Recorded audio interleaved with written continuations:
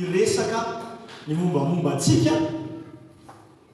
na iresaka ny olona akaiky ny fotsika amin'ny olon-kafa isika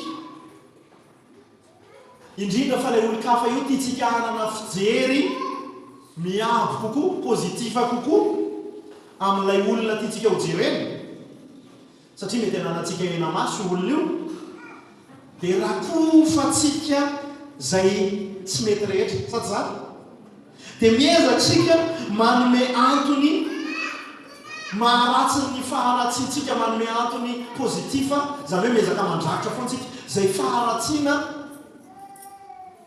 ananantsika amin'ilay olona iresantsika momba antsika manokana dia miezaka ihany koa isika manatsara raha ohatra ka misy zavatra tsara kely ao anatin'ilay olona zay ao anatintsika ao anatin'ilay olona zay tiatsika ho atsara iny dia zay tsara kely zay tonga dia asiana karbonetra ho tsara tena ngeza be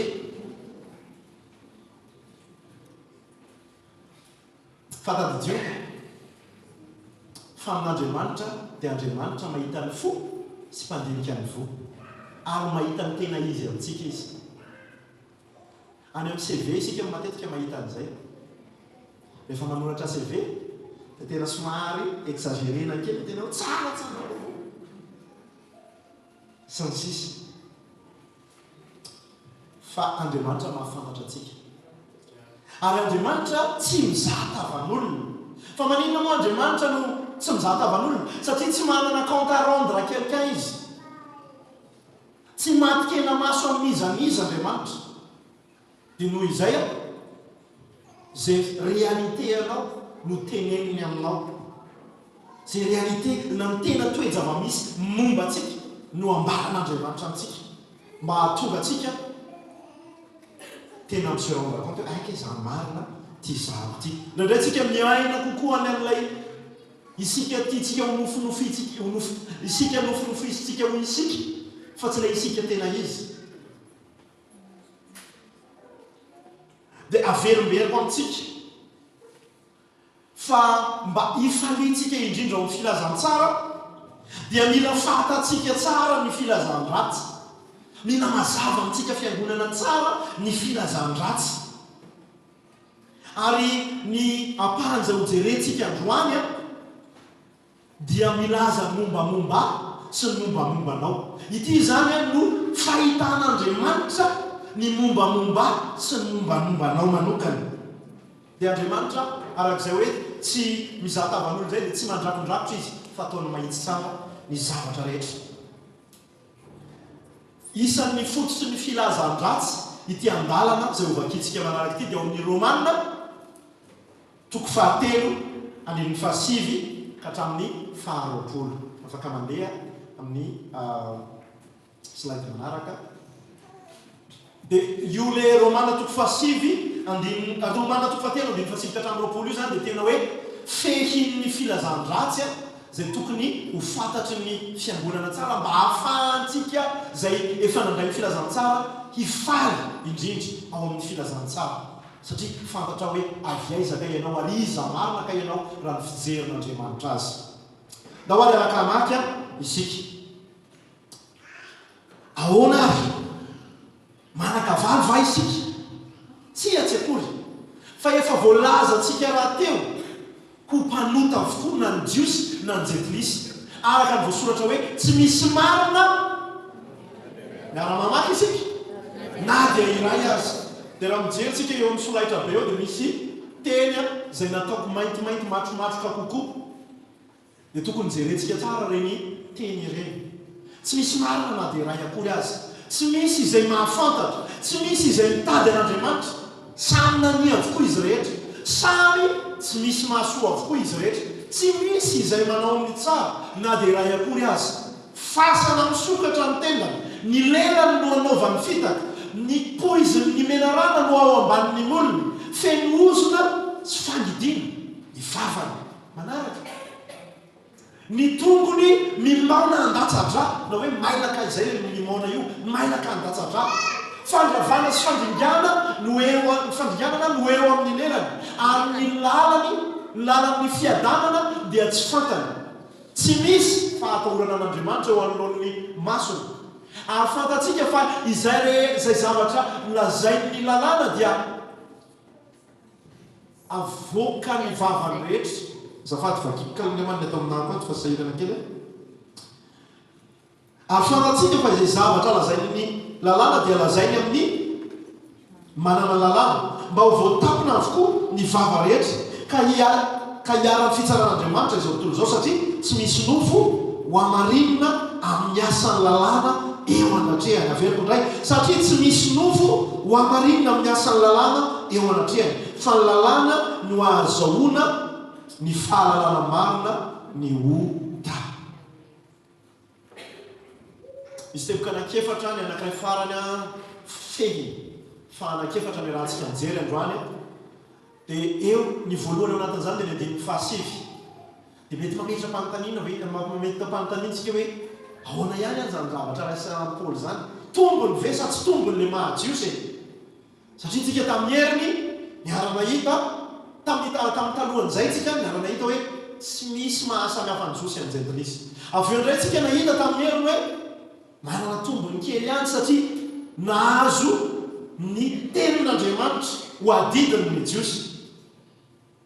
Dia amin'ity andray mitoraka ity indray mahita misy fanontaniana hoe tombony marina ve sa tsy tombony. Ahoana ary manan-kavava isika tsy atsekory fa efa voalaza atsika raha teo ho mpanota avokoa na ny Jiosy na ny Jentilesy. Ny DM no anisan'ny tena mahazava kokoa dia mivakiko ilay dika teny ombonana hoe ahoana azy manan-tombony amin'ny hafa firenena tokoa ve isika Jiosy.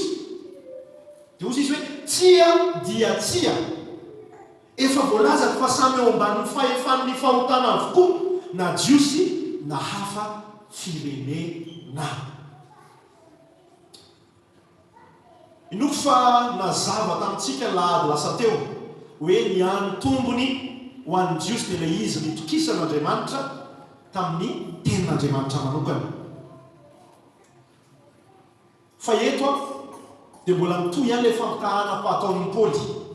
Mampitahy izy ny Jiosy sy ny Jentilesy indray. Manatombo tokoa ve ny Jiosy raha mihoatra ny Jentilesy? Raha resaka fahamarinana eo anatrehan'Andriamanitra no hijerena azy. Tsara ve ny Jiosy satria Israelin'Andriamanitra? Dia ahoana ozy izy i Paoly ao amin'ny dika teny amboniny dia manamafy izy tsia dia tsia. Tokony ampifeo izy Paoly dia mitovy avokoa isika. Mitovy avokoa ny olombelona tsiraray avy. Tsaroantsika angamba ilay ohatra nalain'i Jesosy Kristy tao amin'ny Lioka 5:10 ka hatramin'ny 5:30. Tantaran'izany ao mijery solaitsika dia mahita tantaran'ny zanak'Adala izay maneho ny Jiosy sy ny Jentilesy. Ny ilay lamatoa izay maneho kokoa an'ilay saran'ny Jiosy mpanaraka fombafomba-pivavahana. Ary ilay faralahy dia maneho ny Jentilesy kokoa izay tsy te halala fivavahana. Fa izao ny hitantsika tamin'ny nampianatra momba ny filazantsara izay nojerentsika avy ao amin'io Lioka 5:10 io isika hoe samy lavitra andrainy avokoa. Na ilay lamatoa izay mipetraka teo akaikiny na ilay faralahy izay nandeha miala tsy te halala azy. Ary ny tena mampalahelo moa dia ilay teo akaiky nefa lavitra tanteraka ny fonony iray. Dia samy lavitra ireo. Dia tahaka an'izany ihany koa isika iretraretra na Jiosy na Jentilesy dia samy mitovy avokoa, samy lavitra an'Andriamanitra, samy tsisy matakatra an'ilay tarigetra izay tian'Andriamanitra ho tratrariny tsiraray avy raha resaka fahamarinana eo anatrehan'Andriamanitra. Nandovan'ny toetrany ota ny Jentilesy mazava ho azy fa ny Jiosy ihany koa manana an'izay toetrany ota ao anatin'izay ary izay terakeva tsy hafanatsakanavaka rehetrarehetra dia mitondra an'izay toetrany ota izay. Takatry Davida loatra fa tsy hoe na dia mahafatifaty ary ny ankizy kely na hita ao anatin'ny amin'ny micro-ondes ireny rehetrarehetra amin'ny écho amin'ny koa hoe ino misy fonoteny mahafinaritra kely sisa ary hitanao rehefa aveo mivoaka hita mitsiraray avy rehefa aveo dia na dia mahafatifaty ary ny zaza eny dia manino mpanoty eo anatrehan'Andriamanitra raiky tapisaka aminy mitandra vadikoditra aminy ny mahampanota satria mandova fahotana hatrany am-boka ny olombelona tsiraray avy. Davida dia nahita an'izany takatry Davida loatra izany. Niresaka izy amin'ny Salamo faharay amin'ny 50 rehefa nibebaka nohony amin'ny fahotana nataony tamin'ny Batseba, nibebaka nohony amin'ny fony tsy marina sy tsy aradrariny nataony tamin'ny Oria vadiny Batseba. Dia hoana ozy izy na amin'ny fahena sy ny fafito dia mahany ny makiko azy any koa ianao ireo tokoa no nanotako, ny ratsy eo imasonao no nataoko, hany ka aradrariny ianao raha miteny ary tsy mentsiny raha mandidy raha manadidy. Jereo fa meloka ao no teraka, mpanota raha mitorotoronina. Davida izay mpanompon'Andriamanitra toko hoe lehibe satria anisan'ny patriarka razam-ben'i Jesosy mihitsy no milaza an'izany fahamarinana veran'ny Paoly izany hoe tsy manatombo ny jiosy satria teraka Adama sy Eva ary mitondra ny natiora mahampanota ao anatiny ka raha dia misy any ara mitombo ny nananany tamin'ny resaka fananana ny teny dia tsy nahampiavaka azy tamin'ny jejolisana ny olona hafa firenena izany. Ary zay indrindra no hijirantsika ao amin'ny teboka faharoa amin'ny tapany manaraka dia hoe ny toetry ny maha-olombelona ny ho an'izy tsy tena mahazo tsara n'ilay teny malagasy koa dia ataoko ihany ny teny baiko, tsy tokony teny baiko izy atsona teny farantsay fotsiny hoe la condition humaine. Dia ina ny condition humaine na ny toetry ny maha-olombelona meloka avokoa. Tanareo le marito ao amin'ny toeram-pitsarana dia raha mitsara Andriamanitra ny amin'ny olombelona satria ny olona voalaza tamin'ny teboka voalohany teo coupable meloka avokoa ny olombelona tsiraray avy. Ao amin'ny 10 ka hatramin'ny 12 araka ny voasoratra hoe tsy misy marina na dia iray akory azy, tsy misy izay mahafantatra, tsy misy izay mitady an'Andriamanitra, samy nania avokoa izy rehetra. Samy nania avokoa ve ny jetilisa fotsiny voasoratra samy nania avokoa izy rehetra, samy nania avokoa na ny jiosy na ny jetilisa, samy tsy misy mahasoa avokoa izy rehetra. Sa ny jiosy rehetra ny mahasoa fa ny jetilisa tsy mahasoa, izy rehetra ozy izy ny soratra masina. Tsy misy izay manao ny tsara na dia iray akory azy. Zay ny tiavako an'ilay ira sorata amin'ny fitahina teo hoe fa tsy misy tsara aty andro fa ny aminao avokoa Andriamanitra ny fahatsarana rehetra. Amen. Amin'ny ireny tena tokony tena ho averimbe antsika matetika satria tena manabara an'izany condition humaine zany hoe meloka avokoa ratsy isika. Raha mahita fahatsarana isika, raha mahita fahatsarana isika eo amin'ny olona anankiray dia satria mitafy an'i Kristy izy. Dia zany hoe tsy fahatsarana iny fa fahatsarana izy fahatsarany Kristy. Dia izay Kristy no omentsika voninahitra ao anatin'izay rehetrarehetra izay. Samy meloka avokoa na jiosy na jetilisa. Toy izao ny famakian'Andriamanitra an'izay teraka Adama rehetra, i Adama voalohany. Inona ny famakina azy? Voalohany, mpanota izahay ianao io. Tsy misy marina, zany hoe tsy misy fahamarinana ato amiko. Fasika zahako hoe mba tsara ihany raha par rapport amin'ny lasosy rabe eo anatrehan'Andriamanitra zany zorotiro, eo anatrehan'Andriamanitra zany taimboraka.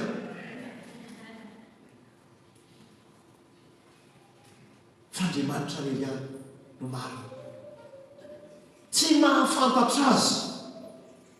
Zay ny famakian'Andriamanitra mombamombanao, tsy mpitady azy.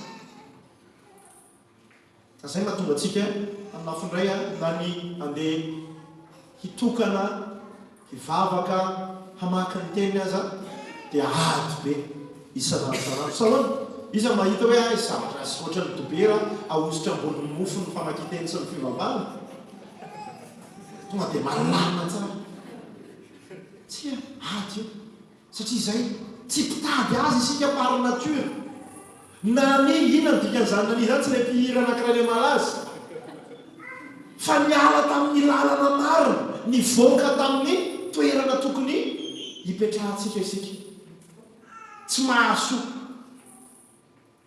tsy manao ny tsara azay mahatonga ny mbola hirany soratana avy atao amintsika ihany hoe mihiry sika mpanoty izahay tsy mendrika anao inona ny titraninoina fantatsika mpanota no vonjely mbola resaka momba an'izay ary rehefa avy eo fa izay famakian'Andriamanitra ny olombelona tsiraray avy dia inona intsony no entinao anamarinanao ny tenanao raha ny mpitsara avy indrindra tsy haiko iza no manana ny grady ambony indrindra ny fitsarana eto Madagasikara tsy haiko hoe mety tafiditra anatin'izany ny filoham-pirenena fa na ny mpitsara avy indrindra sy marina indrindra hoe Andriamanitra izy tena no midéclaré anao hoe zao ny fampitsarana mangina daholo ny rehetrarehetra sina daholo ny rehetrarehetra mijoro alohan'Andriamanitra ny tsiraray avy raha mizao ola sotoana zao dia ozy izy hoe melika ianao raha ianao manokana melika ianao raha ianao manokana mijoronao eo anatrehan'Andriamanitra na ny tsy manatsiny indrindra eto anivontsika azy ny zazakely sotrony njara iny ariny melika eo anatrehan'Andriamanitra melika eo anatrehan'Andriamanitra tsy tiantsika ny eritreritra an'izany fa izay fahamarinan'ny soratra masina dia izay no mahasambidy ny intervention an' Jesosy na ny fidiran'i Jesosy an-tsehatra izay ny mahatonga antsika mideran'i Jesosy raha sahirana ianao ny amin'ny hoe fa maninontsika no mihira fa maninontsika no midera fa maninontsika no manao vavaka fiderana fa maninona tokony hipololotra fiderana an'Andriamanitra rehefa mivavaka isika satria nanao intervention Jesosy ary no planifien'Andriamanitra na nataon'Andriamanitra planina mialohan'ny fanorenana an'izao tontolo izao azy zany intervention ho ataon'i Jesosy zany Jesosy noho ny amin'ny zay fahatsarany rehetra tsy nahitana ota tao anatiny dia nametraka atsika zay mino ny asa-panavotana ho olom-baovao na dia mbola ao anatin'ny tena tinofo zay ahitantsika taratra kely amin'ilay Adamo ilay olombelona taloha ity asika dia noho i Kristy Jesosy dia lasa olom-baovao izasika anao alleloia nanamarina ny rano Kristy ary eto dia te ilaza amintsika tsiraray avy ny asan'ny rano Jesosy teo amin'ny azo fijaliana dia aza ampidinina amina ataoko hoe toerana ambany kokoa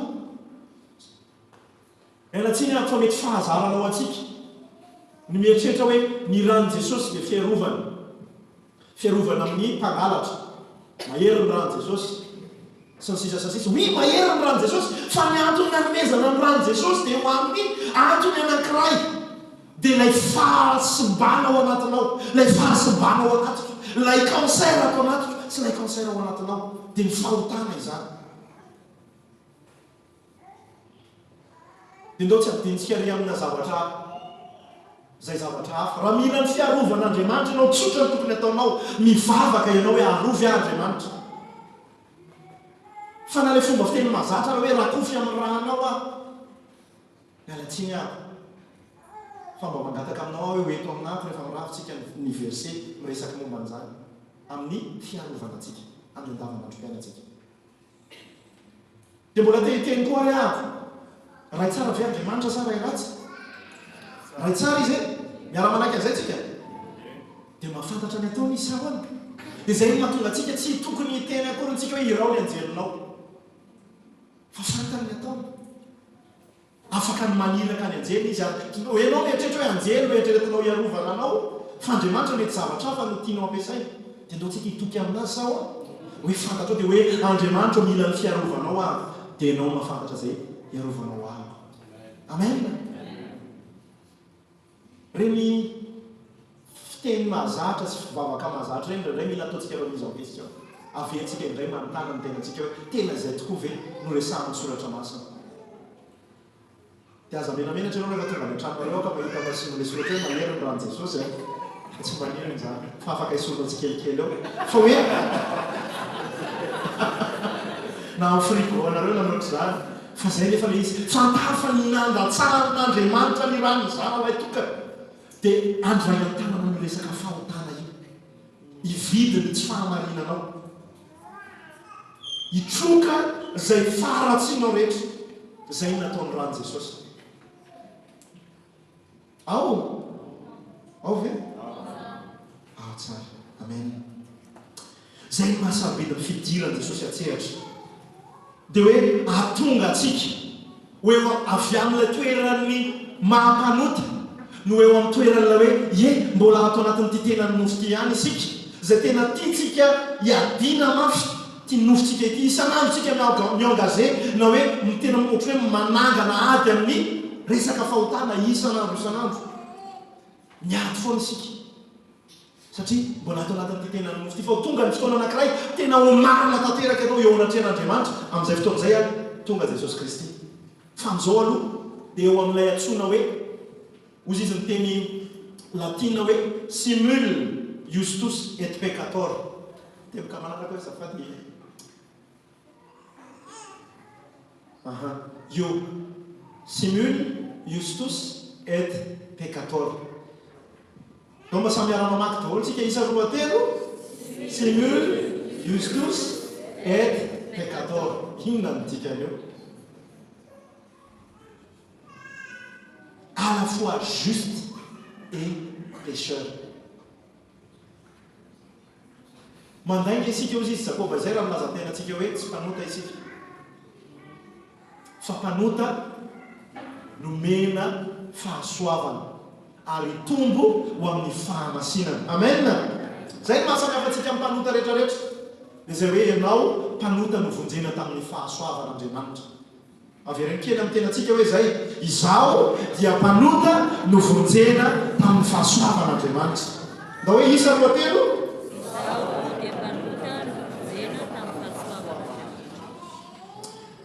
ny fomba tsotra amekentsika an'izay famarinan'izay dia izao izaka ny kristiana tonga lafatra izy eto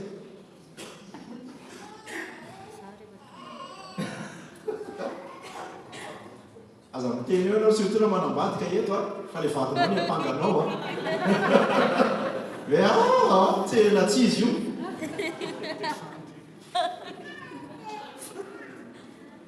tsy misy na dia iray azy fa lay fanamarinana atsika lay justification lay fanamarinana atsika no miteraka fanirina ho tanteraka hatrany atsika ve le tiako teny aminy lay justification nomen'Andriamanitra atsika iny lay fanamarinana natosak'Andriamanitra ny amin'ny finonan' Jesosy Kristy raha isika amin'ny fahasoavana dia mahatonga atsika manana fanirina tea nahaka ny Kristy bebe kokoa amen dia zao teloka manaraka ny justification dia miteraka sanctification nampanana ny mpino ny fahamarinana ilaina hahamasina azy eo anatrehan'Andriamanitra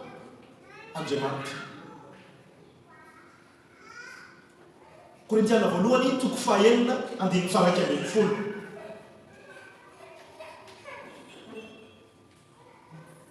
inona ny voasoratra ao ary rehefa mba toy izany ihany ny sasany aminareo Paul moa zany mampiasa teny somary be fanetretena zay ozy izy hoe ny sasany aminareo izy fa raha tena izy isika rehetrarehetra mihitsy inona le io mpanota avokoa saingy efa voasasy io le asan'ny rano Jesosy io naninona na nasa atsika tamin'ny tsy fahamarinana rehetrarehetra inona le asan'ny rano Jesosy na nasa atsika ho afaka amin'ny tsy fahamarinana rehetra mitondra atsika ho amin'ny fanamarinana efa voasasa ianareo efa no amasinina ianareo efa no amarinina ianareo tamin'inona tamin'ny anaran'i Jesosy Kristy tompo sy tamin'ny fanahy n'Andriamanitsika amen tsy maintsy miteraka sanctification ny justification tena izy.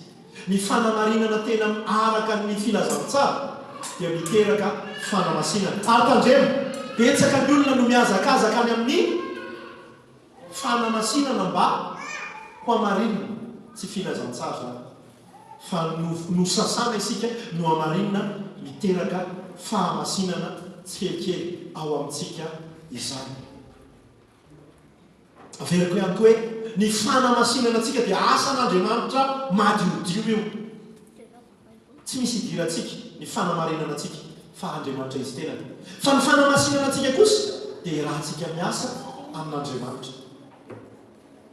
Mazava amintsika ve? Ao ve? Afaka manao fahafantarana ve zay mazava tsara? Ok. Iverenao kely zay. Ny ahatsapana hoe marina dia teboka anankiray fotsiny. Ny ahatonganao marina dia ny finoanao an Jesosy Kristy irery ihany. Ary raisinao mamaim-poana amin'ny fahasoavan'Andriamanitra irery ihany. Ary hitanao ao amin'ny Kristy irery ihany izany. Ambara amin'ny soratra masina irery ihany izany. Ary ho an'ny voninahitr'Andriamanitra irery ihany izany. Amen. Avy eo isika mitombo amin'ny fanamasinana dia inona iarahantsika miasa amin'Andriamanitra? Andriamanitra ilay miantso antsika hoe alika ho masina ianareo tahaka ny mahamasina ihany koa. Miditsika ao amin'ilay 17 ka hatramin'ny 19. Ny vokatry izay toetra ny olombelona rehetrarehetra voalaza teo izay le nature pécheresse na les conditions humaines zay tena hoe miaina ao anatin'ny culpabilité totale amin'ny fahatsapatena meloka tanteraka. Tsy hoe fahatsapatena meloka tanteraka fa hoe meloka tanteraka eo anatrehan'Andriamanitra. Inona ny valin'izay? Aratsiana tanteraka. Io hoe atsontsika amin'ny teny frantsay hoe dépravation totale. Mizara teny. Andraso no vakiko alohana reny. Manomboka amin'ny 17 ka hatramin'ny 19. Fasana misokatra ny tendany. Ny lelany no anaovany fitaka.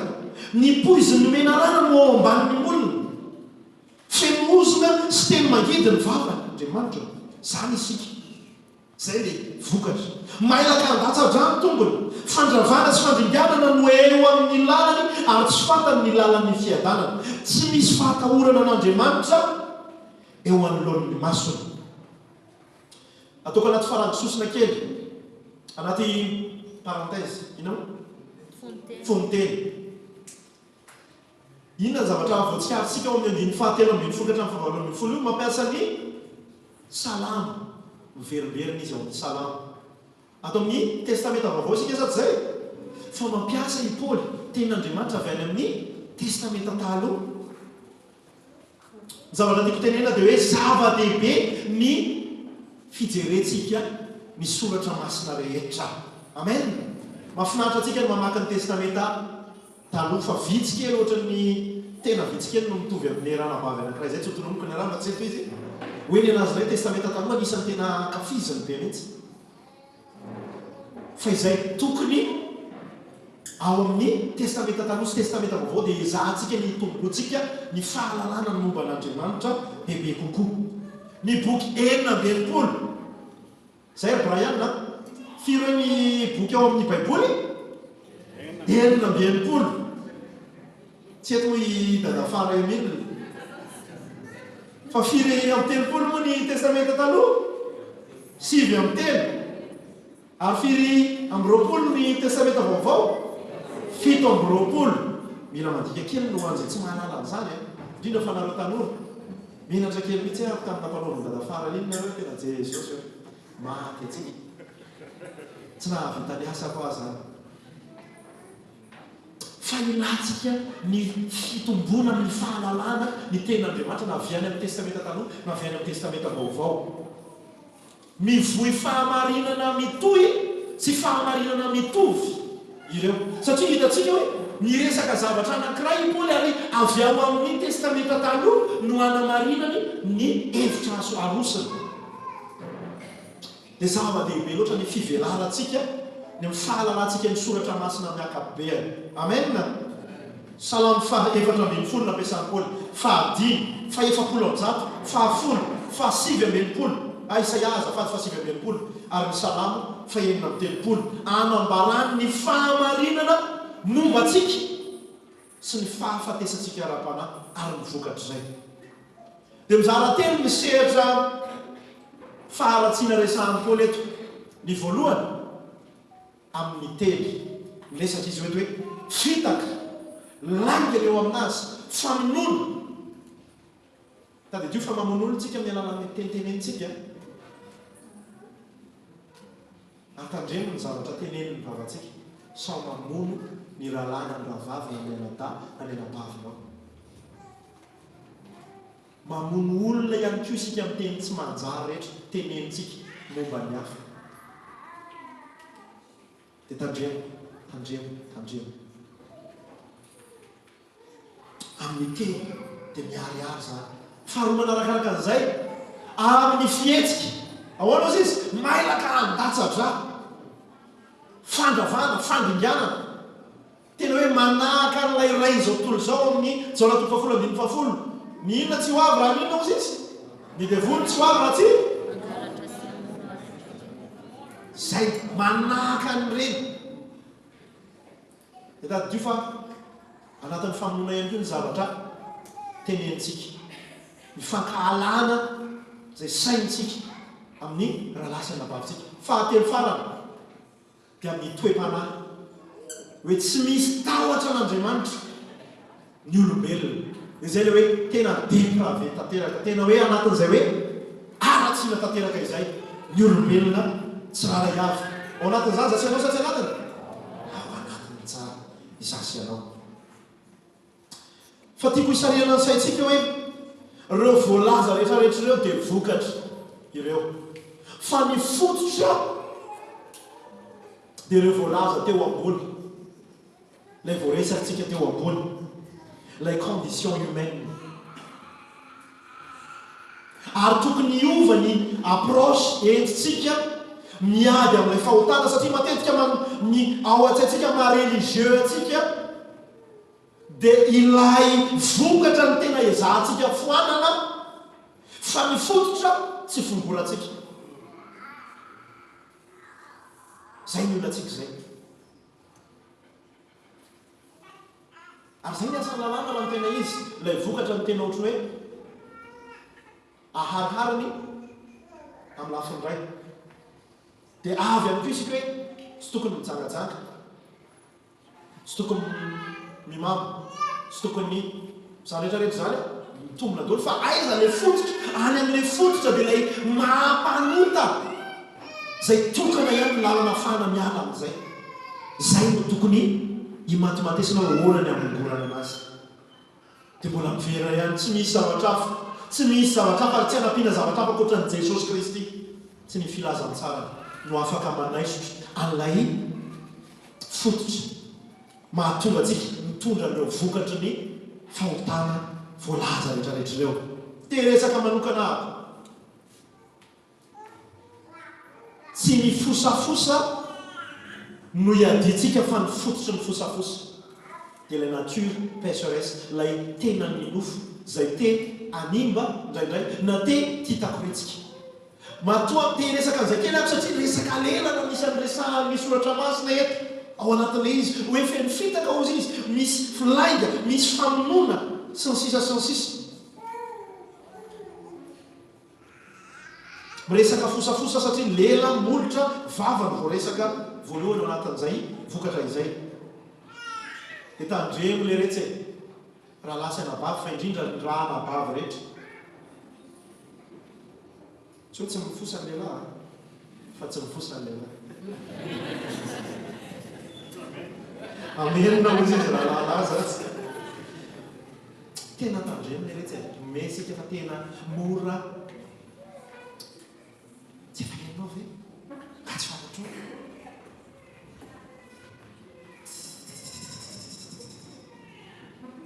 ianao rery ny lazako an'izany ianao rerana anakidia tena loza metsika tena ary tena loza ao anatin'ilay izy dia tena mora amintsika ny mandray an'ilay izy mora amintsika ny manao an'ilay izy ary tsy tonga saina koa antsika hoe fifosanana izao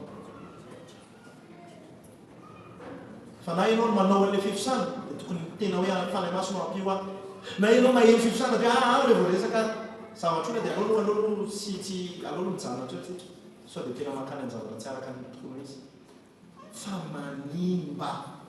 maninona hoe manimba ny fosafosa isika ohatrany hoe fahotana tsotsotra fa tena ataony devoly zay ampanenao ilay izy ho tsotsotra mba hatonga ny fanimbana zay tiany atao eo anivontsika eo anivon'ny fiangonana eo anivon'ny finamana eo anivon'ny fifandraisana samy hafa raha miresak'olona ianao a ka tsy sahanao tenenina eo amin'ny mason'ilay olona mivantana ny zavatra ho resahanao amin'ny hafa dia magatsiny ako amin'ity fiteny mahery vaika aty hoe akombona ny vava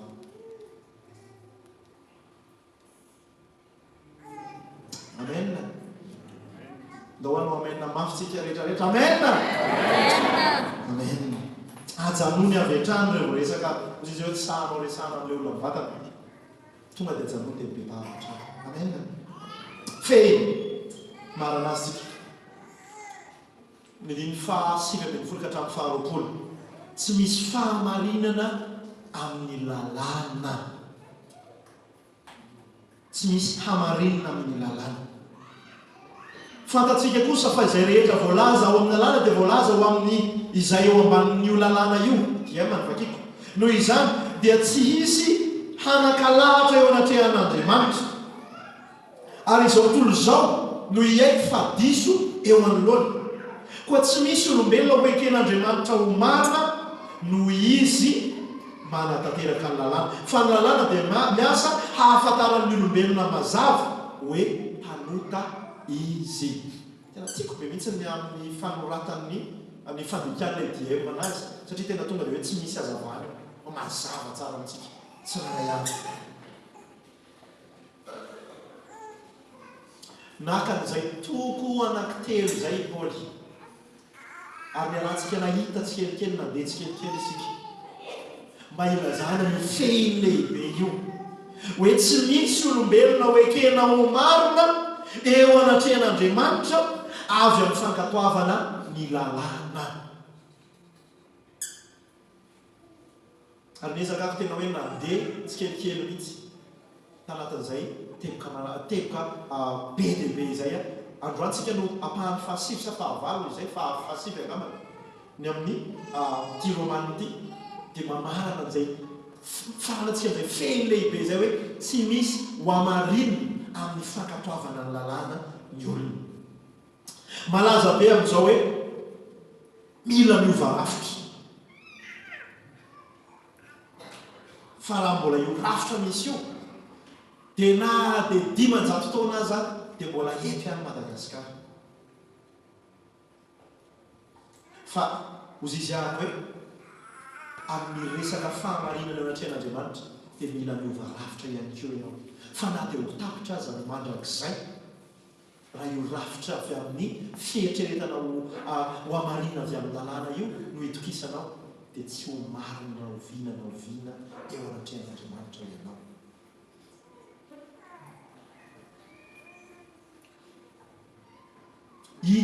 zao le rafitra teo aloha ny lalàna inona ny tena ampisian'io lalàna io amin'le rafitra taloha sy ihany keo amin'le rafitra vaovao raha ny tena izy mampiariary ny fahotany olona inona ny olantsika amin'io rafitra taloha io ny eo amin'ny resaka lalàna io dikaitsika foana io mandika an'io foana isika tsy voafentsika io dia inona ny vokan'io rafitra taloha io tsy misy azo amarinina amin'io rafitra taloha io dia ity ny rafitra vaovao zay tena mahavany olona na indrindra ndo alaka hitsangana isika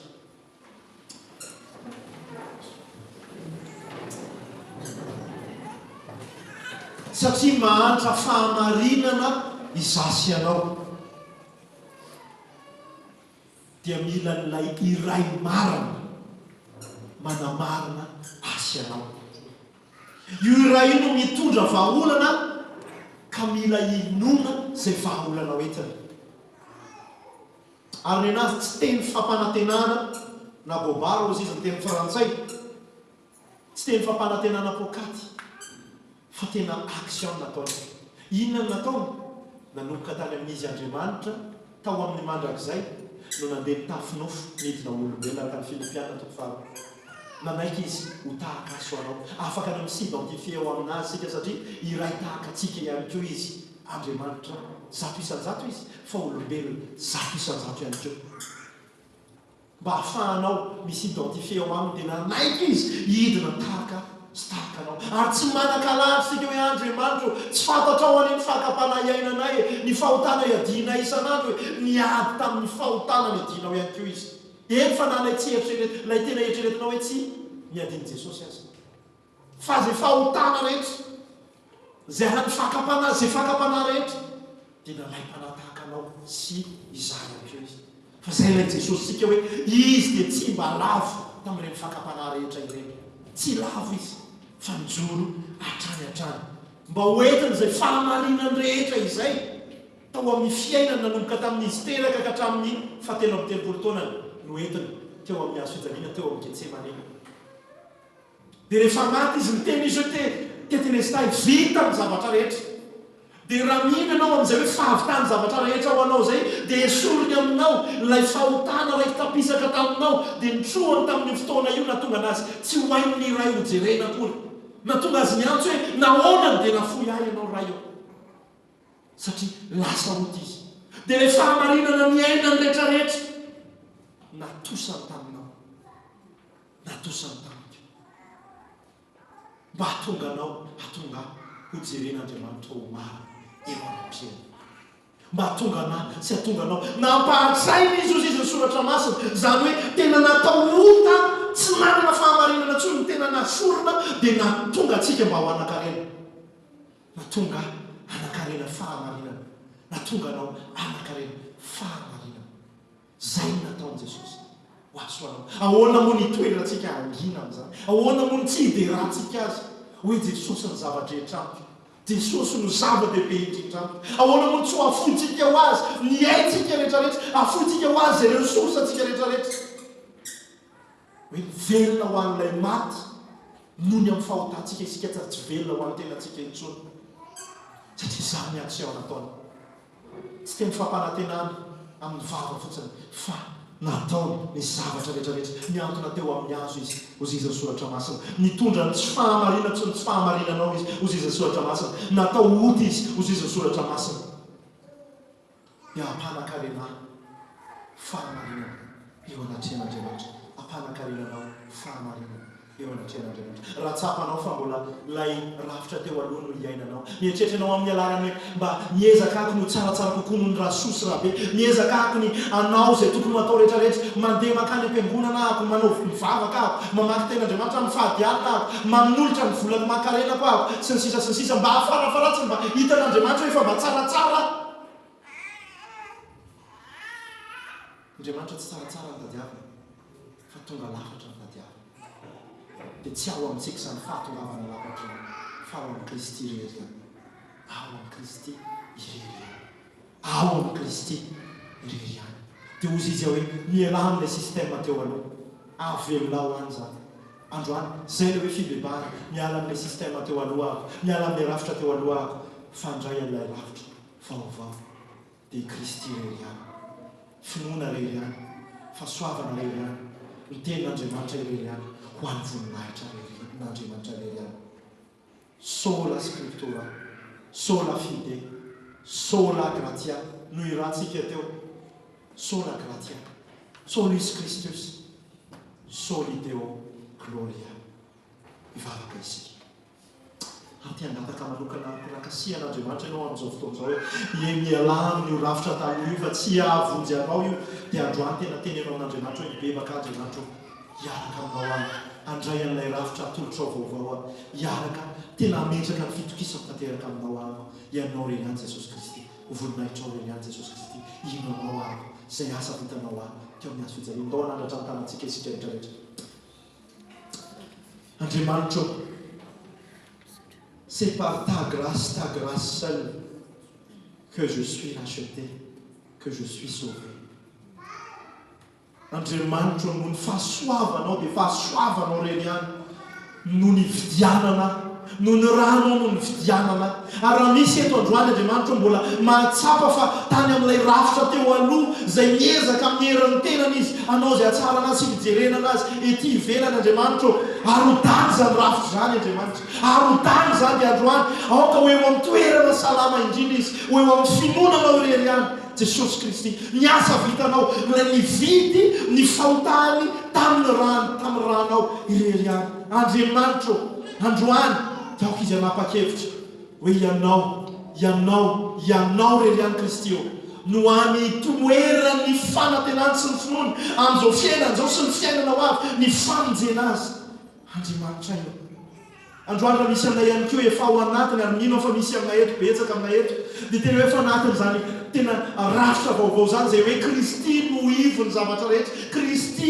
irery ihany aoko izay hitombo amin'izany hatrany aoko izay hiana amin'izay mety kokakokana fanamarina tena avy amin'izay asa rehetrarehetra Andriamanitra aoko izay raha miasa dia satria fantatra izy satria hoe efa no hamarinina izay dia miasa ho anao fa tsy sanatria an'izany mba ho hamarinina izay dia miasa ho anao hiala amin'ny rafitra taloha hiala tsikelikely ary hiala définitivement mihitsy ary Andriamanitra asitraka avy amin'izany rafitra zany misaotra anao zay fa miasa eo anivona ianao mangataka amin'ny fiteny rehetrarehetra hiakatra tendaontsika minao fa misy irany efa amaranantsika fotoana na dia anankiray fotsiny aza tendao tsika tsy jery amin'ny mpitendry hiakatra ty na mipira fa tena hoe fantoko anatrehan'Andriamanitra hoe zaha Andriamanitra za manokana dia finoana rery ihany finoananao rery ihany Jesosy Kristy no itokisako ny fananao masina no hanambarana fahamarinanao ary ampiletika an'izany efa nanambarana fahamarinana izy aloha ary ampiletika an'izany fahamarinana izany bebe kokoa amiko sy aminao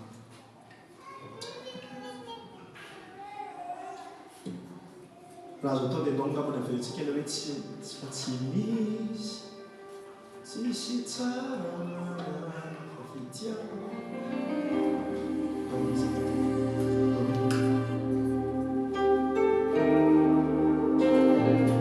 nalaisany amdiny fotsiny arano ataontsika fa fitiavana fitimana ao ahoana fa fitimana ao ahoana